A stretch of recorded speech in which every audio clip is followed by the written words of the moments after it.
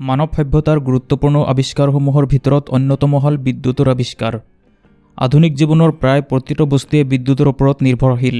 আজি আমি আলোচনা কৰিম বিদ্যুৎ কেনেকৈ উৎপাদন কৰা হয়।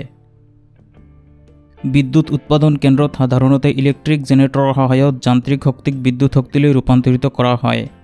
বিদ্যুৎ বিভিন্ন প্ৰকাৰে উৎপাদন কৰা যাব পাৰে যদিও বিশ্বৰ মুঠ উৎপাদিত বিদ্যুতৰ প্ৰায় 37% কয়লা বিদ্যুৎ প্ৰকল্প, 24% প্ৰাকৃতিক গেছ বিদ্যুৎ প্ৰকল্প, 16% জলবিদ্যুৎ প্ৰকল্প আৰু 10% নিউক্লিয় বিদ্যুৎ প্ৰকল্পৰ যোগেদি উৎপাদন কৰা হয়।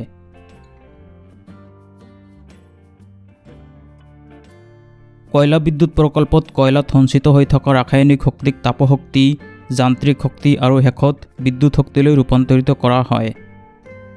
ভাঙি গুৰি কৰা কয়লাক বয়লাৰৰ ভিতৰত জ্বলোৱা হয়। তাপৰ ফলত বয়লাৰত অৱস্থিত পাইপত থকা পানী ভাপলৈ ৰূপান্তৰিত হয়। এই অত্যাধিক চাপযুক্ত ভাপৰ সহায়ত টাৰবাইনত ঘূৰ্ণনৰ সৃষ্টি কৰা হয়। টাৰবাইনৰ লগত ইলেক্ট্ৰিক জেনেৰেটৰ সংযুক্ত হৈ থাকে আৰু জেনেৰেটৰৰ ঘূৰ্ণনৰ ফলত বিদ্যুৎ উৎপন্ন হয়। চীনৰ টুৱকেটুৱ পাৱাৰ ষ্টেচন বিশ্বৰ আটাইতকৈ ডাঙৰ কয়লা বিদ্যুৎ প্ৰকল্প।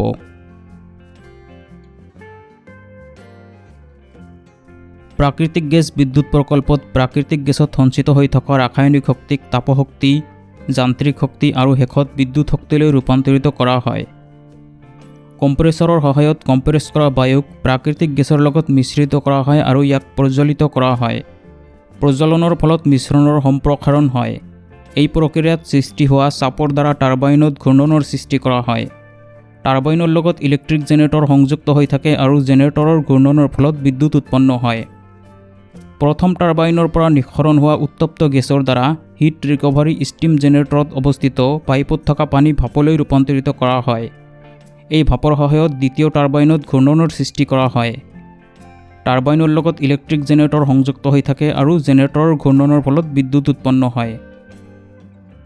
সংযুক্ত আৰব আমিৰাটৰ Jebel Ali power and desalination plant বিশ্বৰ আটাইতকৈ ডাঙৰ প্ৰাকৃতিক গেছ বিদ্যুৎ প্ৰকল্প।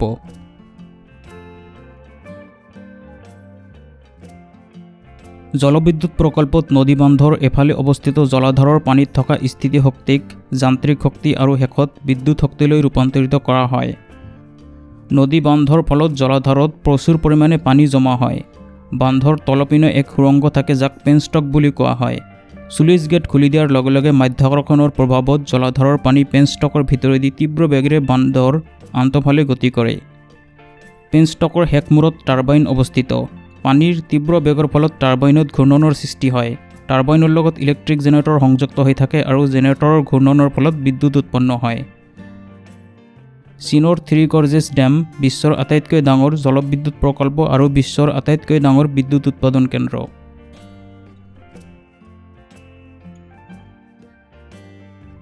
নিউক্লিয় বিদ্যুৎ প্ৰকল্পত নিউক্লিয়াৰ ফিউজন প্ৰক্ৰিয়াত উৎপন্ন হোৱা নিউক্লিয় শক্তিক তাপশক্তি, যান্ত্ৰিক শক্তি আৰু শেষত বিদ্যুৎ শক্তিলৈ ৰূপান্তৰিত কৰা হয়। ৰিয়েক্টৰত সাধাৰণতে ইউৰেনিয়ামক ইন্ধন হিচাপে ব্যৱহাৰ কৰা হয় যাক পাতল ৰড আকৃতিত প্ৰস্তুত কৰা হয়। এনেকুৱা বহুত সংখ্যক ইউৰেনিয়ামৰ ৰডক ইন্ধন হিচাপে ব্যৱহাৰ কৰা হয়। ইন্ধন ৰডবিলাক পানীত ডুবাই ৰখা হয় যি কুলেণ্ট আৰু মডাৰেটৰ হিচাপে কাম কৰে। পানীয়ে নিউক্লিয়াৰ ফিউজন প্ৰক্ৰিয়াত উৎপন্ন হোৱা নিউট্ৰনৰ গতি নিয়ন্ত্ৰিত ৰাখে আৰু নিউক্লিয়াৰ চেইন ৰিয়েকশ্যনক অব্যাহত ৰখাত সহায় কৰে। কণ্ট্ৰল ৰড ব্যৱহাৰ কৰি ৰিয়েকশ্যনৰ মাত্ৰা হ্ৰাস বা বৃদ্ধি কৰা যায়। ফিউজন প্ৰক্ৰিয়াত উৎপন্ন হোৱা তাপৰ সহায়ত পানীক ভাপলৈ ৰূপান্তৰিত কৰা হয় আৰু ভাপৰ দ্বাৰা টাৰবাইনত ঘূৰ্ণনৰ সৃষ্টি কৰা হয়।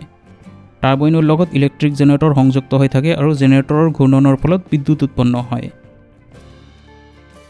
জাপানৰ কাশ্বিৱাজাকি কাৰিৱা নিউক্লিয়াৰ পাৱাৰ প্লাণ্ট বিশ্বৰ আটাইতকৈ ডাঙৰ নিউক্লিয় বিদ্যুৎ প্ৰকল্প।